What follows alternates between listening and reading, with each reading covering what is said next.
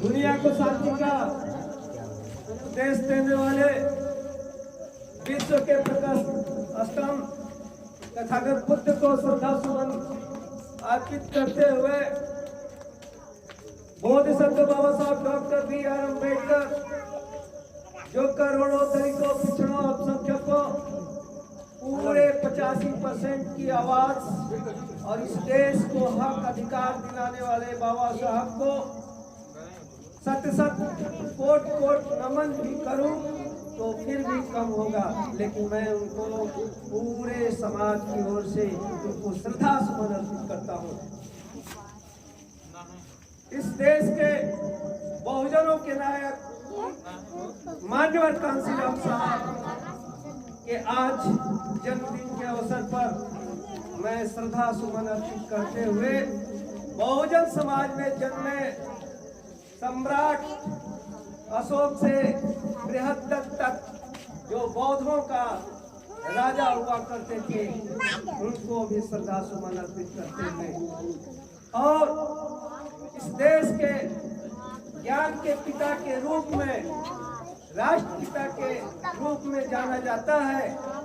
तो ज्योतिबा फूले जी को श्रद्धा सुमन अर्पित करता हूँ। और इस देश की असली सरस्वती, इस देश की प्रथम शिक्षिका सावित्रीबाई फूले को श्रद्धा सुमन अर्पित करते हुए हम लोगों की वीरांगना फूलन देवी से लेकर के तमाम पेरियार रामास्वामी, ललई सिंह यादव, संत गुरु रैदास, संत कबीर और तमाम हम जन्मे हुए महापुरुषों को श्रद्धा सुमन अर्पित करता हूँ। धन्य है मान्यवर कांशीराम साहब जिन्होंने बाबा साहब के बाद कांशीराम साहब ने इस देश में आकर इस देश के सोती हुई कौम को जगाने का काम किया। मैं उनको अगर आज के दिन में सत श्रद्धा सुमन अर्पित करूं फिर भी कम है। जिनको आज बहुजन समाज के नायक के रूप में जाना जाता है, और मैं सर्वप्रथम इस मंच राष्ट्रीय अम्बेडकर महासभा की ओर से जो कार्यक्रम आयोजित किया गया है, आज के इस कार्यक्रम के अध्यक्षता कर रहे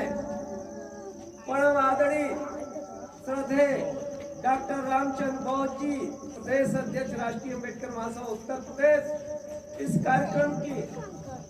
संचालक राष्ट्रीय अम्बेडकर महासभा के राष्ट्रीय महासचिव डॉक्टर बुद्धिसागर गौतम साहब, इस कार्यक्रम के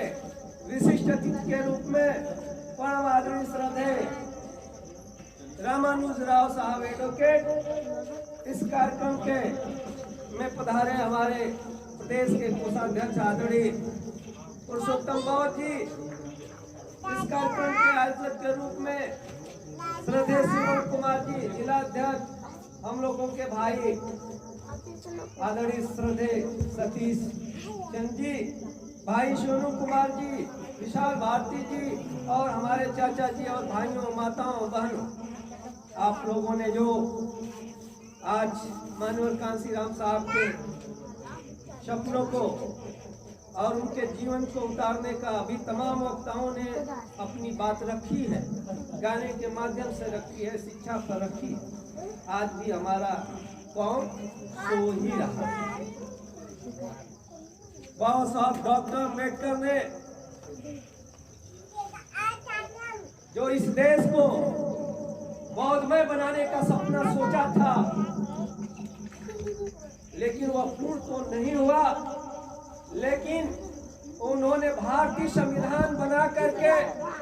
हमें 4 प्रकार के आरक्षण का प्रावधान दिया। जो मधुवादी सोच के लोगों ने हमको चौथे पौधान पर रखने का काम किया था, जिसको कहा जाता है शूद्र, यानी अछूत के रूप में जाना जाता था। जो वर्ण व्यवस्था के तहत मनु बाबा ने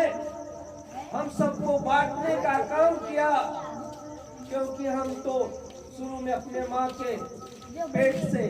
एक आदमी, एक इंसान ही पैदा होते हैं, लेकिन जब माँ के पेट से बाहर आने पर इस धरती पर आते हैं तो वहीं से जात और धर्म की लड़ाई शुरू कर दी जाती है।